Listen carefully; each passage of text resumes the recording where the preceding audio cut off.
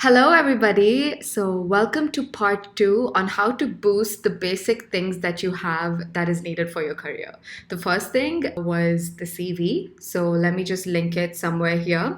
So, it's how to make your CV shine. Don't forget to view that video because that would help you understanding this video more. And it's obviously a beautiful transition between how to create your CV to how to make your LinkedIn shine and make it like all star. So, the first thing I'm going to do is talk about 15 ways to leverage LinkedIn careers to help you land a perfect job. So I have all my pointers over here, and I even have my blog post open because I spoke about this I think a few months ago. So I just want to speak about this briefly, and then I want to get into my LinkedIn, my actual LinkedIn profile, and I will show you every single thing that I have done within my profile and why I did what, and a few other things that would help you create your LinkedIn and make it all star. And then I'm going to jump straight into video interviews. I'm just going to speak about the latest trends that you should keep in mind because obviously when you do a video interview, you should have at least a slight idea on what is happening in the background and not just do the video interview, if you know what I mean. So let's start. Now, the 15 ways to leverage LinkedIn careers to help you land a perfect job. The first thing is the header says it all. Now, whatever I say, I'm just going to add some screenshots over here just so you have a fair idea on what I'm speaking about. The headline is what describes you the most and what you do. It showcases your career, it shows you what you're doing currently, and it shows you what you've done in the past. Now, this is your choice. Please don't use the headline as your status update, like excellent leadership qualities or looking for a job. Just speak about what you're doing right now and what you've done in the past. I'll show you an example of what I have done as well. In my case, I wanted to highlight that I was at IBM and currently I am working at Publicis Sapient. So I have kind of mentioned both and not just one. So that is what appears in my headline. So whenever anyone types Naomi D'Souza, that's the first thing they see. So whatever you write in your header, bio, or even your experience section, ensure you have the right keywords. That's what recruiters or headhunters use to find your profile. We will get into keywords very soon after I finish these 15 pointers. The second one is references and recommendation. Get words of recommendation from mentors, teachers, and people you have worked with. It could be in a group, in a mentorship program. It could be a short project that you worked on, a freelancing gig, anything of that sorts, because the first thing people will do when they go to your profile is see the recommendations. The only tough part with this is not everyone has the time to write a specific recommendation for you. It's similar to my case. I've not had those many mentors who've liked working with me recommend me or refer to me within my LinkedIn profile just because they don't have the time or because I was shy to do so. So this is one pointer that even I need to work on. Number 3, endorse it up. So you could add all of your relevant skills on your LinkedIn profile right here. Now, if it's Microsoft Office, if it's strategy, customer experience, leadership, or even if you know how to use LinkedIn well, ensure you add all those skills right there because whoever has worked with you in the past, they can just endorse you. And then people who come to your LinkedIn profile later, they can just see how credible you are in XYZ. It's worth mentioning that obviously not everyone will come and endorse you, but this is just something to keep in mind, because I'm just speaking on general stuff that is within your LinkedIn that you could leverage to your advantage. Number 4 is reaching out. So add connections from important companies you're interested to be a part of. Getting some contacts with the recruiter title in their headline, they are always the best. So always try reaching out to them. Even things like headhunters, don't forget to add them because they will definitely help you when you are looking for a job. Just send them a quick message after they've accepted your connection and tell them your skills, and then you're good to go. Number 5, make sure your bio is about you. So it's very important to have a unique bio, something that's not off the rack and gives a description of who you are and what you are looking for. Avoid those cliche Bill Gates and Steve Jobs quotes. Just keep that for Instagram because people are not going to fall for it. The first thing that people are going to do when they come to your LinkedIn is see your headline and your about section after your profile picture and your cover photo, obviously. So ensure that is very catchy and it immediately tells the person what they can foresee in your profile the more they scroll. So if you don't attract them in your about section, it is a high possibility that they're not going to scroll down and see the rest of your profile. Number 6 is premium perks. If it's within your budget, do try to buy LinkedIn Premium. But if you don't have the budget, you can just subscribe for a free trial. Now with LinkedIn Premium, again, I'm going to put a screenshot right here. It has several benefits. You can see who's viewing your profile. You can see some additional insights, and you can even in message a lot of recruiters or people you do want to talk to or reach out to. Number 7, media matters. You could attach certificates and photographs of important events you've been a part of along with your bio on your wall. So if you want to share an experience you had or something that you've achieved, share that too, because LinkedIn is a very welcoming space for professional talk. Number 8, click to impress. So remember I mentioned that the first thing that people are going to see is your profile picture and your cover photo. Ensure you just have a good picture. Don't keep something that is super formal, like those passport pictures where you're like this. Don't do that. Try to add something not like semi-casual, but probably semi-formal. So more on the formal side, but a bit casual as well, a bit laid back. So that kind of reflects your personality, but it's also good. No selfies, no bikini photos. Yes, trust me, I have seen people with bikini shots, like in their profile pictures. Like that is a hell no. So if you can, similar to what I have done, in your cover photo, just add a quick infographic on everything that you are known for, and that is something they'll see quickly, and if that attracts them they will start scrolling through your LinkedIn profile. Number 9, LinkedIn is just a click away. It's really good that we live in the day and age where you have a digital platform, you can just click apply, and then there you go. So always try to have your information up to date on LinkedIn, so whenever there's a job opportunity, you can just click easy apply. Number 10, don't duplicate your resume. If you've seen the CV thing, the CV video that I've done so far, everything that I've spoken about over there, don't duplicate every single piece of information in your LinkedIn. Try to make your LinkedIn a bit different, because if the employer calls you for an interview, your CV has to be different from your LinkedIn, and your LinkedIn has to be different from what you're going to speak. I mean, obviously, there should not be a stark difference. I'm just saying that there should be more information that you can share within those interviews, and there should be some more information that you can share in your LinkedIn. So just try to keep everything separate but similar, because they have to be synonymous, but at the same time, they have to be different. Number 11, connectivity. Expand your network by syncing your profile with your email address book, as it helps in increasing the connections by reaching out to people. So obviously make sure your email address is professional, not something like ilovemylife@hotmail.com or Naomi hot girl or whatever at at hotmail.gmail.com. Do not do that. If you do not have a professional email ID, I encourage you to immediately create one. Obviously, people who are much older, I know they have professional email IDs, but mostly for graduates, they don't. So this is crucial, guys. Please don't allow people to judge you or just make a remark before you even got through. Number 12, flaunt it. It's not fake it till you make it, because in this day and age, everyone has contacts and people are very networked. If you lie in your CV or in your LinkedIn profile, trust me, in this day and age, people will find out, because it's not like you can just escape it. There's social media, there's everything. And also, people keep jumping from one job to another. So how do you know that people will not speak about you or about your profile? So please don't lie. If you've had any achievements or any projects, don't forget to put that in your skill set, like I mentioned earlier, and share it on your wall, share it as a post, share it within your activity, because there's something that you should know, that with LinkedIn, the algorithm is entirely different. It doesn't work like Instagram, Facebook. It's like if you put a post, if someone likes your LinkedIn, it goes across their connections as well, and so on and so forth. So that way the spider web is large, it's massive. So if I post something and someone likes it, it will even appear within their connection base. So the algorithm within LinkedIn is beautiful.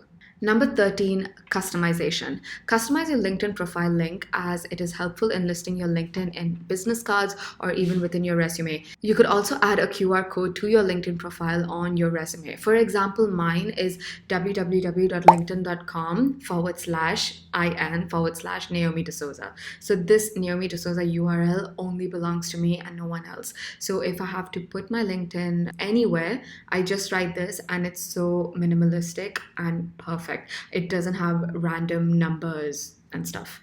Number 14, always update your network or your connections, whatever you may call them. So if you've done anything new, if you've changed your job, if you're doing something new in your job, and probably after you've passed your probation period or anything, always try to update your LinkedIn. So for example, if you see my experience as well, I've tried putting as much information and I've tried putting the right keywords in. So basically, if a recruiter wants to know what I have done, it's right there. The thing with updating your network is it's very debatable as per the country you live in, or obviously as per the recruiter as well. The thing is, if you make it too long, sometimes it's good, sometimes it's bad. Both have their pros and cons. Okay, so if it's a very short summary and a recruiter is looking at my profile and he sees that I have not done so and so, like something that he's looking for, they are not going to hire me. And it'll just be my luck if they actually call me back. So you have to ensure that you have to put in every single thing that you've done thus far. Try not to make it like a storybook, try not to make it super short, but try to make it concise and just what is needed. Number 15, let the job define you. Always ensure that the job description describes what you are capable of and not what sounds fancy. Read the job description given by the recruiter and match it with your skills. Even let recruiters know you are open to new opportunities. Now, the thing is, when you look for JDs that are in LinkedIn itself, when there is an opening, try applying to places that you can actually ace in. If you just apply to anything and everything, it's not going to work out to your favor. Imagine I applied to something that I have never done in the past and I just got through by lying my way.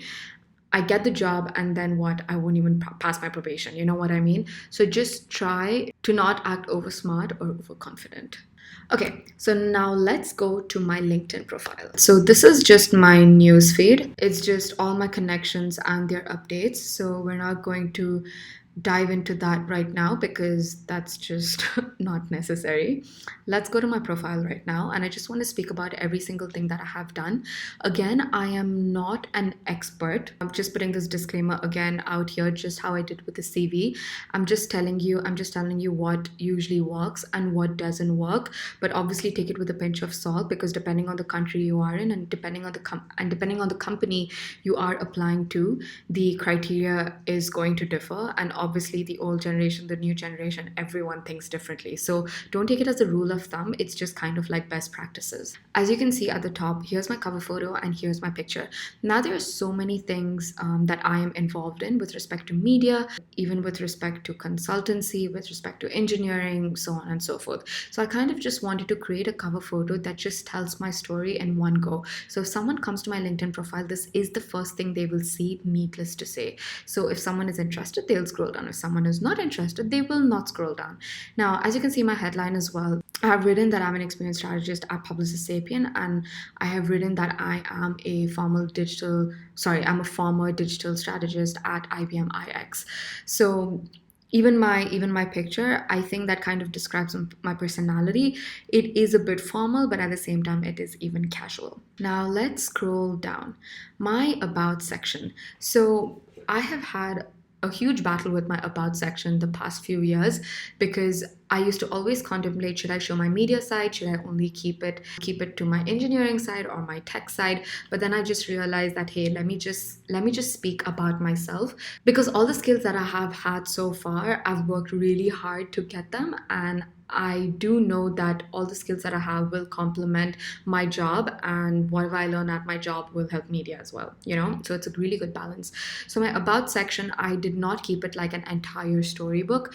I just kept it very short and sweet. So I've put that I've done TEDx, I have the top 50 blogs. So, if anyone wants to know more information, they can just ask me, that's it. So just remember, over here you can even add a profile section. So as you saw this featured section, I kind of added it over here. So if there's any section that you want, feel free to do so, because obviously you know yourself the best and other people cannot dictate what you need to put or what you should not put. So this is my featured section. So if someone just wants to know more about me, I've kind of created a URL within my website called naomidesouza.com_press, and then everything is right here. Okay, now as you scroll down, these are just my insights. That is obviously private to me. Not everyone can see this. So my profile right now is all stars. So once you keep creating your LinkedIn profile, it will tell you if it's all star or not, or what you need to do in order for it to become all star. Now, if I'm very active on LinkedIn, obviously my numbers are far, far higher, but this is what it is. It shows my activity, and now here to my experience. With my experience, I recently joined Publicis Sapient, so I don't have much to say yet. With IBM, as you can see, I was first a marketing strategist and then I became a digital strategy consultant.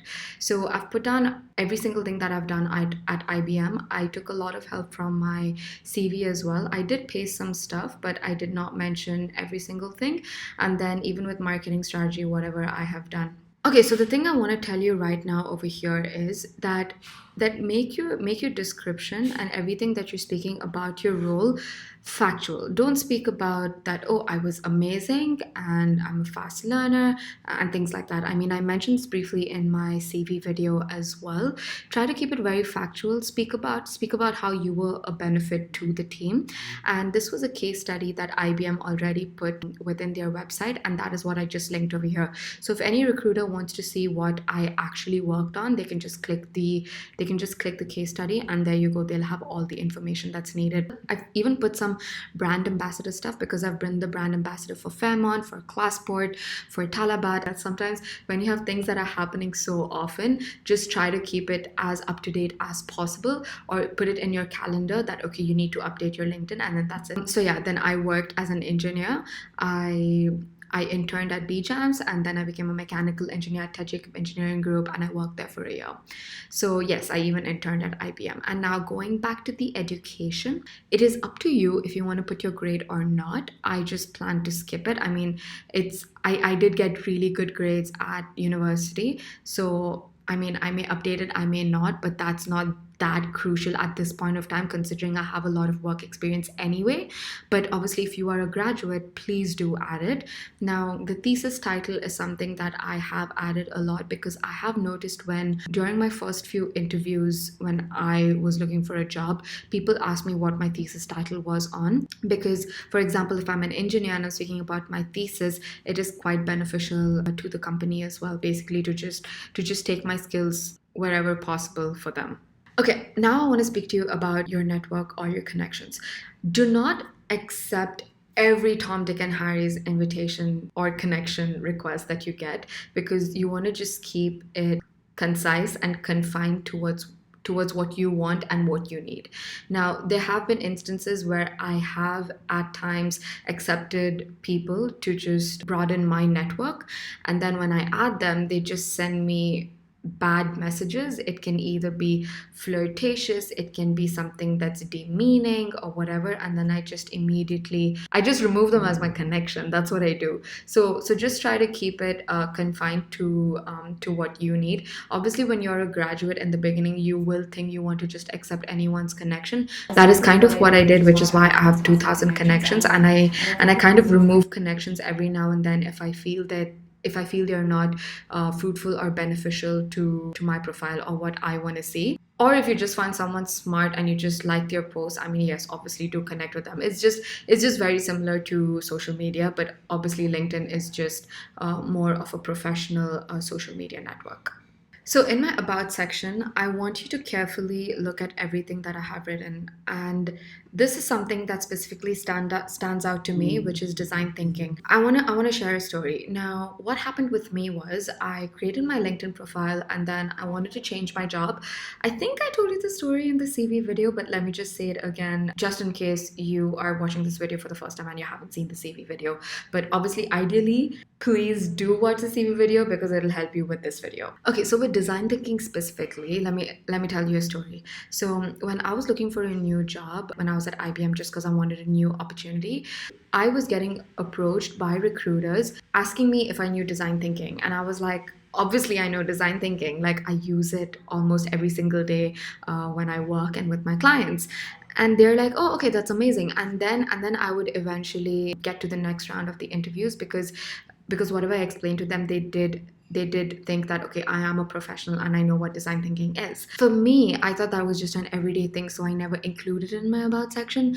But then I eventually did, because I started noticing there's a lot of demand for design thinking. So I put that in my profile, and then instantly I started getting a lot of calls for people who do want people in the design thinking sphere. So this takes me to my point where, be as elaborate as possible, but keep it concise. Don't keep blabbering the same thing over and over again in your experience section or in your about section, but have the right keywords, just so that when the recruiters look for you within LinkedIn, they should be able to find you instantly. Okay, so as mentioned in my part one, there is Boolean that is involved in Google, where people can find your CVs. So just how Boolean is involved in Google or in recruitment searches, Boolean is even used within LinkedIn. This is kind of how it works. Just go to my previous video to see how Boolean works, because I've explained more in depth on Boolean in that video. So just see, for example, sales manager or marketing, and they see everything that's right here. Now imagine I did not have marketing or sales manager in my profile. I would lose this lead for myself. And then obviously the more you Google, the more you can see, like, sales and marketing and manager. So then basically it streamlines and filters out the people that are needed for sales. I mean, who knows sales and marketing and manager. So, that's how Boolean works in LinkedIn. So I don't want to get into super detail with this. So just watch my previous video and that would help you. So see, this is another example. Okay, now the next segment I want to start with is video interviews. I want to take you through something that is super interesting. When I came to know about it, it blew my mind, and this is something I want to take you through as well. So there's something called Higher View. It's not like confidential or something. It's right there. You can Google it and you'll find a lot of information on this. Okay, so Higher View is basically an AI face scanning video interview software. That was a mouthful. So what they're going to do is, like, if the HR likes your profile, they're gonna take your profile, they're gonna scan your CV. If they like it, they're gonna call you. If they don't, I mean, it's obviously over. But if they like you, they're gonna do video interviews. Now, obviously, in this day and age, with the current situation, the pandemic, COVID-19, everything is moved to digital. Most likely, all your interviews will now be video. But however, pre or post COVID, like, people would want to have video interviews now. That's because AI will do everything for them. Now, let me take you in detail. Now, for example, over here, it obviously assesses every squint that you do, every, like, your REM, which is like a rapid eye movement, if you're nervous, if you're lying, if you're looking up, if you're looking down, if you're pausing when you're speaking. Do I sound nervous? Do I sound confident?